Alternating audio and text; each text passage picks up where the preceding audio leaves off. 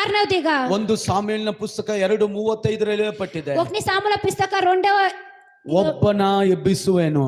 ఒక్కనిని లేపించాను. ಒಬ್ಬನನ್ನು ಎಬ್ಬಿಸುವೆನು. ఒక్కనిని లేపించాను. ಒಂದು ಸಾಮ್ಯೇಲ 2:35 6ನೇದು 5ನೇದು ನಿಧಿ ನಿಕ್ಷೇಪಗಳನ್ನು ಕೊಡುವಂತ.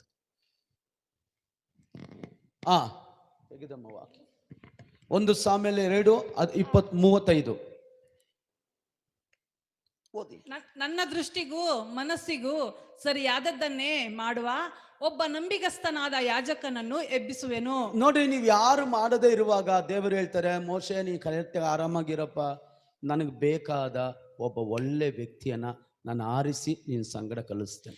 దేవుడు చెప్తాడు మోషేకి, నువ్వు ఊరికే ఉండప్ప, ఒకరిని నేను ఎంచుకొని నీ జొతలో నేను పంపిస్తాను ಅವನು అని. ಎಂತವನಾಗಿರ್ಬೇಕು? వాడు ఎలాంటి వాడు కావాలి? ನನ್ನ ದೃಷ್ಟಿಗೂ నా దృష్టికి ನನ್ನ ಮನಸ್ಸಿಗೂ నా